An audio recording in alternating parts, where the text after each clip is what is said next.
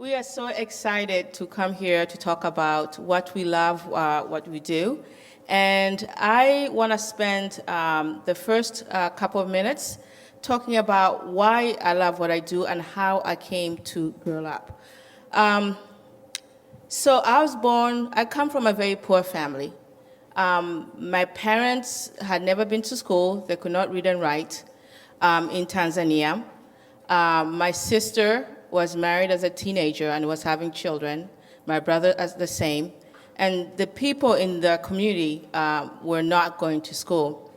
That was pretty much the path that I was looking into myself as a young girl. If it wasn't for a wonderful intervention, but this American family that I met when I was about 5 years old.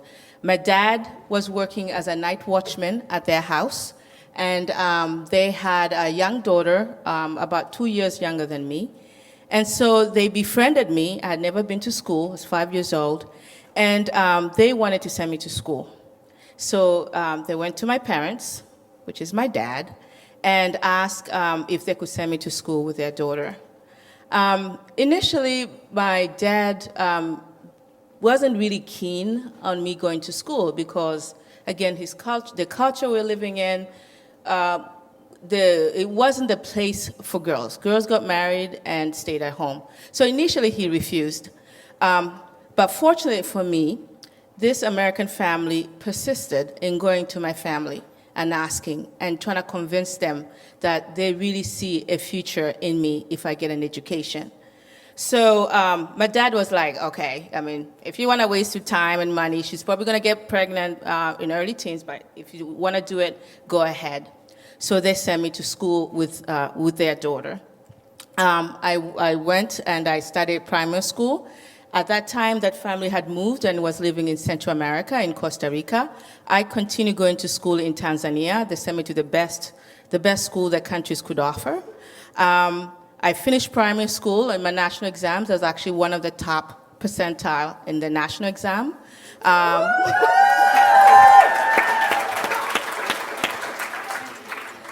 I did secondary education, did very well, and at that time, they'd moved back to the U.S., and they invited me to come here and say, why don't you come to the U.S. and go to college in the U.S.? And this is how I ended up coming here. Spent 2 years living with them while I was going to a community college, and we're looking for places for me to transfer. And I got this fantastic scholarship at Smith College. Go Smith! My sister went to Smith. Really? Yes. It's a fantastic, yeah. I absolutely love Smith. Came back to D.C., worked for a little bit, for about a year and a half, and moved to Kansas. And while I was living in Kansas, I decided to pursue further education. I enrolled in a master's program at Wichita State. I was working as an international student advisor and then moved to be a management analyst in the local government. So I was doing well, I was moving career-wise. But even though the work was important, I didn't feel passionate about my work. I didn't feel I was giving something. And so I knew I had to come back to DC because I knew I wanted to work with girls and women, especially in developing countries. So 3 years ago, I was so fortunate when I got the chance to join Girl Up, and I have not looked back. I see myself in these girls we're trying to help. I know firsthand how education can really change the lives, not only of the individual person, but also the family and the community as well. Because what happened, like even with me, my younger brother who followed me, seeing that example, ended up going to the University of Dar es Salaam in Tanzania and is now assistant principal in a private, all-girls private school in Tanzania. Our whole family has benefited, and the generation that's come after us are now all going to school. And this is because of this family that saw something in me when I was 5 years old and wanted to invest in me. And being a Girl Up, doing the same thing every day, I tell you, it's like I have arrived. I'm so happy to be there and also to work with an incredible team every day. It's really been a dream come true for me. So I'm going to end there because I could go on and let Susannah talk about why she loves what she does, and we're just going to go around. And then we're going to open it up for you guys for questions for us and see how we go from there. Thank you.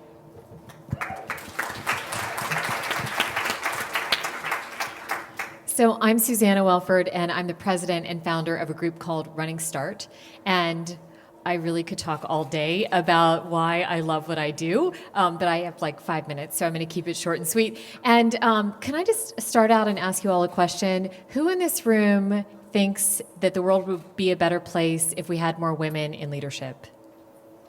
Okay, that's kind of a no-brainer for this crowd, right? Okay, so raise your hand if you're going to be that elected leader, if you're going to run for political office. Oh my God. Well, that's actually kind of unprecedented. You guys are a very elite, fabulous group. I got into the work that I do right now, which is trying to encourage and inspire young women to run for political office, because I really believe in fairness. And if you look at politics today, politics is a sea of old white men. It's gray heads.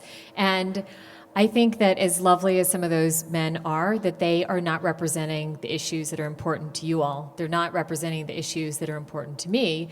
And that if we had more people like the women in this room in politics, the world would be a better place. We would have more policies that helped women and girls. So I founded Running Statrt 9 years ago to try to build this pipeline, this army of young women who are going to know that they have what it takes to run for political office, and that when the time comes that they'll be able to run for office. And, you know, politics gets a bad rap here and around the world, but politics is about problem solving. It's about trying to make positive change.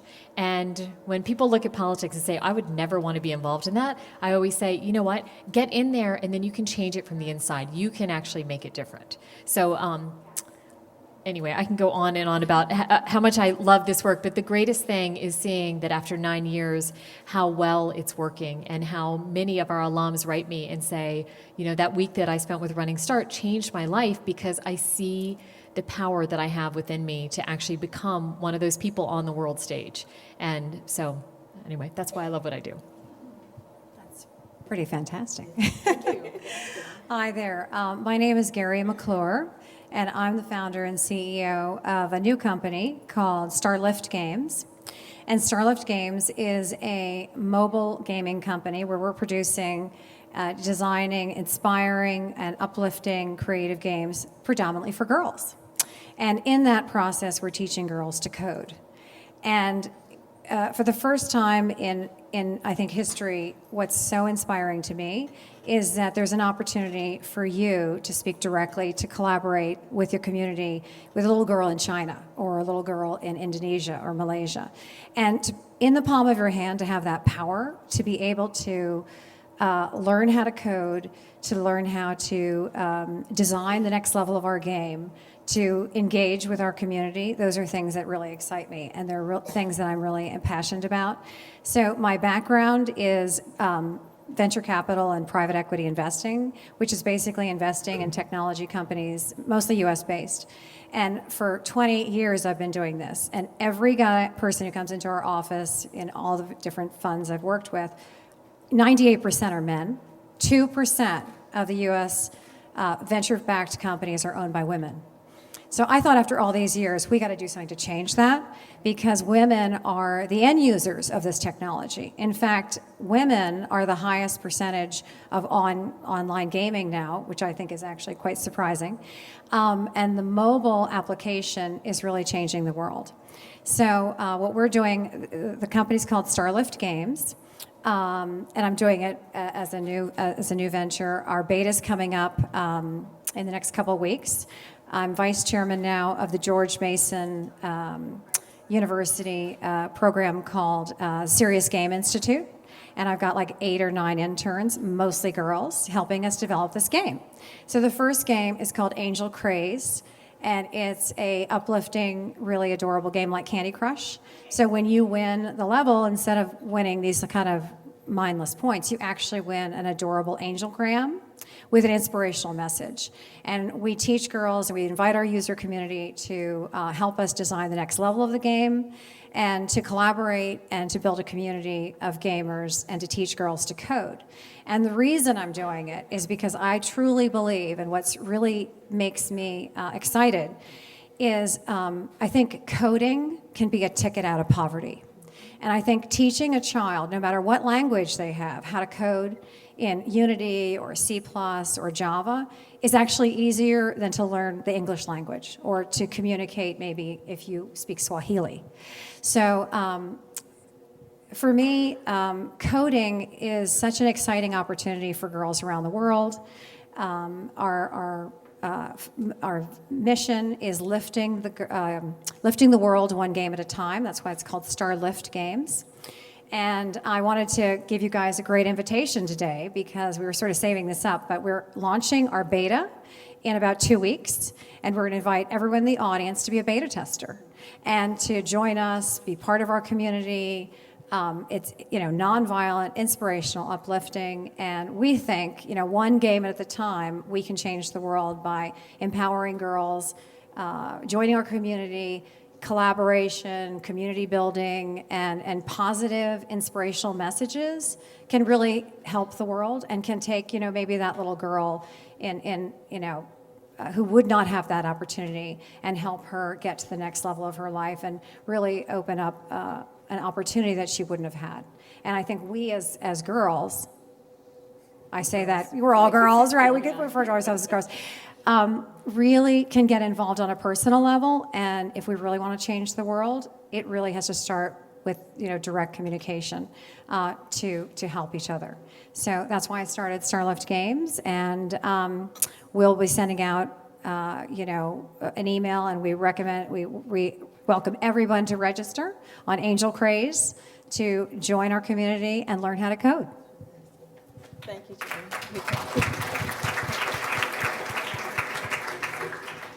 Hi, how are you guys? Nice. Energy in the front, not so much energy in the back. Girls, it's like 3 degrees inside this room, so a little more energy is going to warm us all up.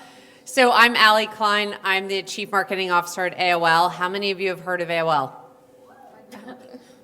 Oh, nice. Okay, normally AOL is one of the oldest brands in the internet. For those of you that don't know, we were the first people to put email in the hands of many of your parents.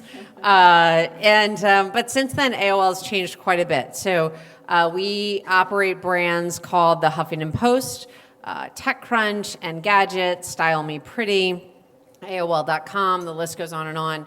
And one of my favorite brands called Makers. And when I think about what I love at AOL, Makers is a big part of that.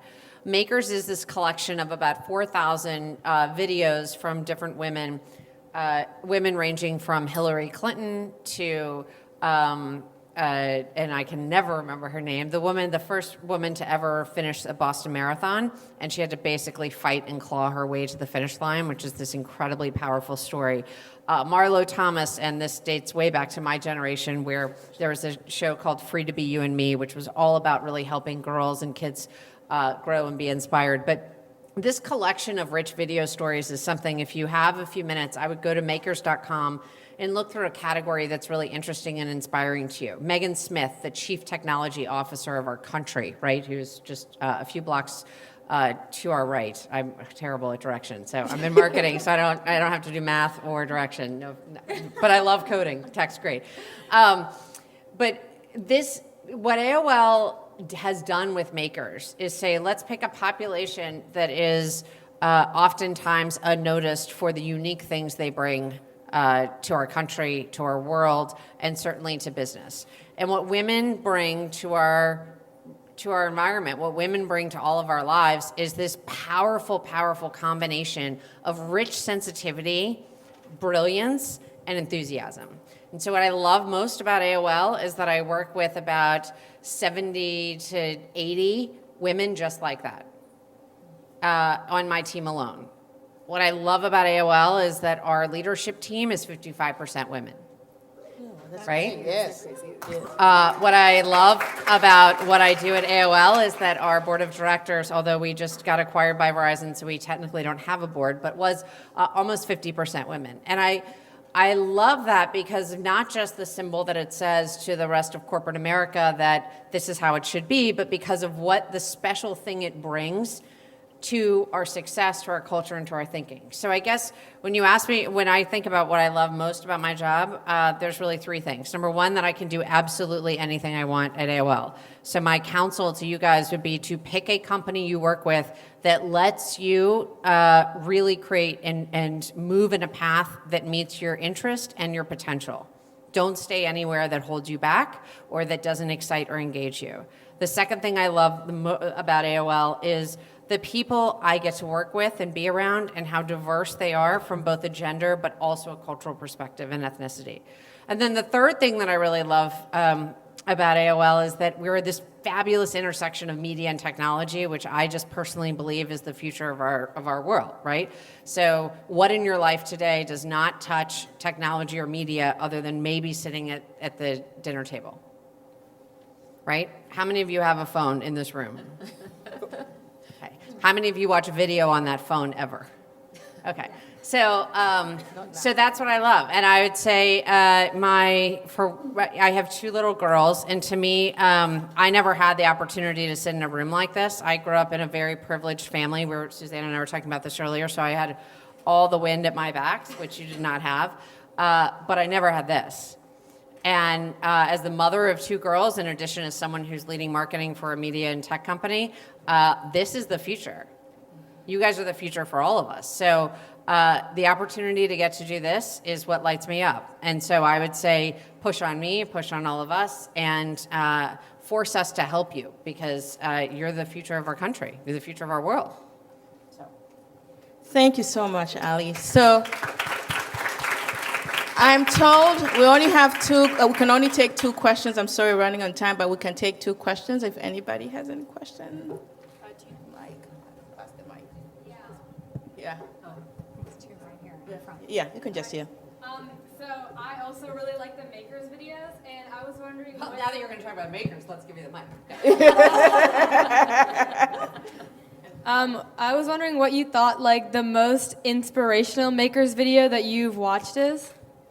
So this is going to sound a little cliche because Gloria Steinem, right? So for those of you that don't know her, but it's so we had a conference, a makers conference, about 18 months ago, and she spoke at the conference, and Jane Fonda spoke at the conference, and Jennifer Aniston spoke at the conference, right? All these people. But what was amazing about it is I felt very guilty in the middle of that conference for not being more of a feminist as a mother of two daughters.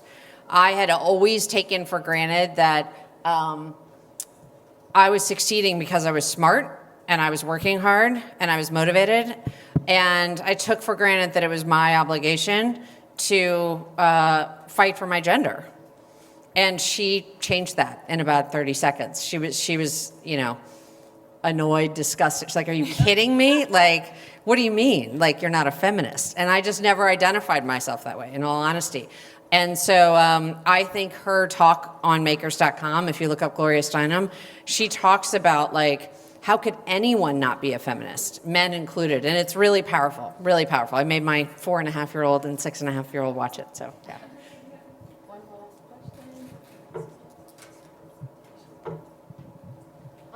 This is for the founder of Running Statrt. Why or how would you convince us to run for office as opposed to work at an NGO or do something like that? I love that question so much. Okay. I came to your thing on Saturday. That's why I'm asking you, because I came to your summit too. Yay, I'm so glad. Okay, so here's the thing. I've got really just the most fabulous job, and I created it myself. And one of the things that I get to do is I get to go speak to rooms like you guys, not just here in the States, but all around the world. And when I ask people, so a lot of you raised your hand and said you'd want to run for office, but usually I say, who thinks more women would be a good idea? Everybody thinks it'd be a good idea, and nobody raises their hand about wanting to run. And when I ask them, well, why don't you want to run? They say, I'm a behind the scenes person. And you say, well, what jobs would be okay? Well, they would love to run a nonprofit. That's not so behind the scenes. Some of them even think that working in corporate America as a CEO, that's not even so behind the scenes. But the scrutiny of working in politics just turns them off. So behind the scenes is something that's very comfortable, more comfortable to women than men, in my experience.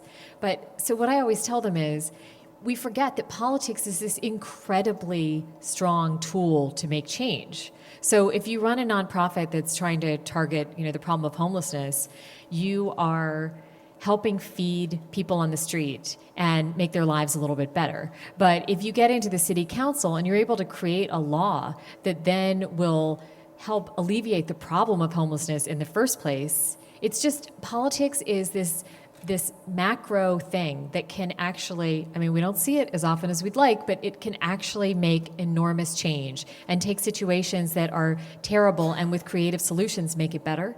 So that's why you all should consider politics. Not enough women consider it here or around the world. And any skill you need for politics or leadership, you can learn 100%. And people think, well, I could never fundraise, I could never speak in public, I'd hate the media scrutiny. You know what? You guys could do all of that, absolutely. And we need more women to step up. So thank you for the question. Thank you, Susannah. Thank you, Gerry. Thank you, Allie. Hey, Bernadette, can I just say one thing? Let's all you in the room. Learn how to negotiate.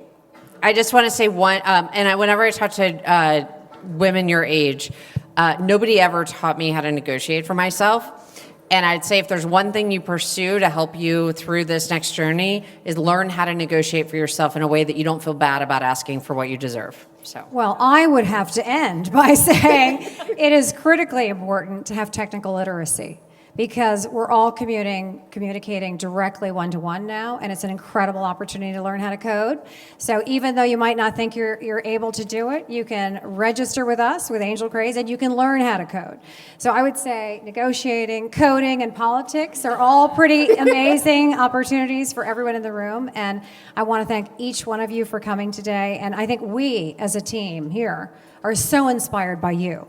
And you guys are the future, and I think we all share that excitement for you all to get more engaged and to be involved in your passion. Thank you. A hand of applause.